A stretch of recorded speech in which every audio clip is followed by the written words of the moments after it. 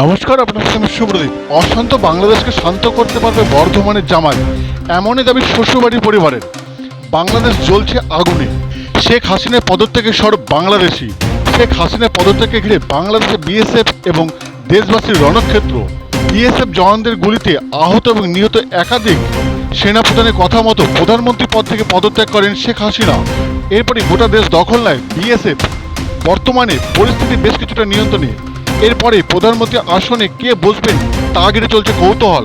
ঘোষণা হয় 2006-এর নোবেলজয়ী ইউনূসকে করা হবে বাংলাদেশের প্রধানমন্ত্রী। আর এই খবর শোনা মাত্রই উচ্ছ্বাসে ফেটে পড়েন ইউনূসের শ্বশুরবাড়ির লোকজন। এই মুহূর্তে উৎসবে আমেজ দেখা যাচ্ছে পূর্ব বর্ধমানের লস্করদিঘি এলাকায়। ইউনূসের স্ত্রী আশরাফা বেগমের ভাইয়ের ছেলে মোহাম্মদ কালিমুদ্দিন সাহেব বলেন, ইউনূস সাহেব প্রধানমন্ত্রী হলে ভালো হবেন। তিনি অতি শান্ত প্রকৃতির মানুষ। 1953 সালে পূর্ব বর্ধমানের লস্করদিঘির বাসিন্দা। আফরোজার সাথে তার বিয়ে হয়। আফরোজা বর্ধমানে রাজ কলেজে পড়তেন। এরপর পরিবারের সাথে আফরোজা বাংলাদেশে যান। সেখানে নোবেলজয়ীর সাথে তার বিয়ে হয়। বিয়ের পর কয়েকবার বর্ধমানে আসেন ইউনূস সাহেব। তবে ইউনূসের শালক আশফাক হোসেনের সাথে কথা বলতে গেলে দেখা যায় বাড়ির দরজা ভিতর থেকে বন্ধ। আশফাক সাহেবের বাড়িতে নেই বলে ভেতর থেকে জানান এক মহিলা। তবে বর্ধমানে জামাই প্রধানমন্ত্রী হওয়ার কথা শুনেই আনন্দিত স্থানীয়রা। বর্ধমান থেকে সঞ্জিত কি রিপোর্ট, বিপি নিউজ পূর্ব বর্ধমান।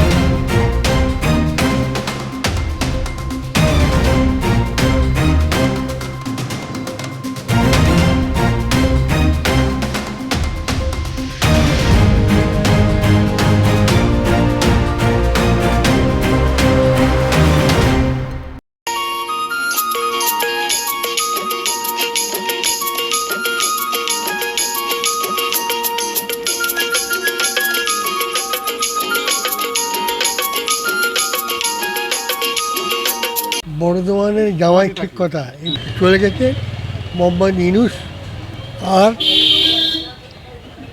আফরোজ বেগম। বুঝলেন, ঢাকাতে হয়েছে। ওইখানেই হয়েছে, বিয়ে ওইখানে হয়েছে। এখানে একবার কি দুবার বোধ হয় ইউনূস সাহেব এসেছিলেন, এখানে এসেছিলেন। কি বলবো, আমাদের আত্মীয় হয় না, আমার সম্পর্কে ফুপা হয়, পিসি হয়, মানে সাহেবের ওয়াইফ মানে আফরোজ। হ্যাঁ, মানে লোক তো ভালো, নোবেল পেয়েছে। হ্যাঁ, খুবই ভালো। আমরা তো চাইছি শান্তি চাই সকলেই। যখন ছাত্ররা ওনাকে যখন কি বলে পছন্দ করেছে, উনি হলে ভালো হতো। হ্যাঁ, তাহলে হবে না, ঠিক আছে।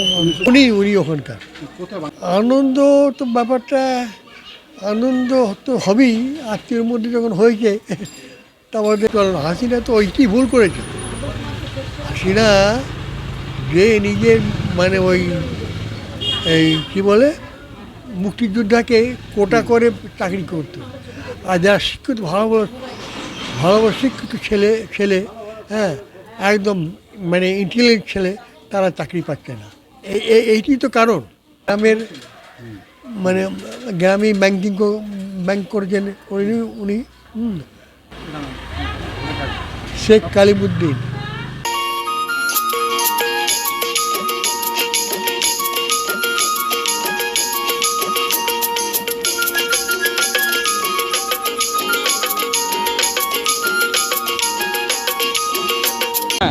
আমরা তো প্রায়োরিটি ফিল করছি দারুণভাবে। ওনার মধ্যে একটা স্পিরিচুয়াল পাওয়ার আছে এবং আধ্যাত্মিক শক্তি ওনার মধ্যে আছে। আমরা সকলেই চাই যে উনি একটা হলে একটা কিছু কাজ আমাদের মধ্যে একটা সবাই পাবেন। হ্যাঁ, তা এটা আমাদের চাইছি যে উনি একটা জায়গায় এসেছেন বা প্রধানমন্ত্রী এতে যে হোক, সেটা আমরা সকলেই একটা আনন্দিত, গর্বিত আমরা। যে আমাদের যে ওনার স্ত্রীও আফরোজা বেগম, উনিও খুব ভালো মানুষ ছিলেন। হ্যাঁ, খুব ভালো মানুষ এবং খুবই মানে ওনার মধ্যে যে জিনিসটা আছে সেটা আমি কারোর মধ্যেই করি নাই। তা খুব পারফেক্ট মানুষ এবং খুব গর্বিত আমাদের মধ্যে যে উনি এলে আমাদের অনেক কাজ আমাদের হবে।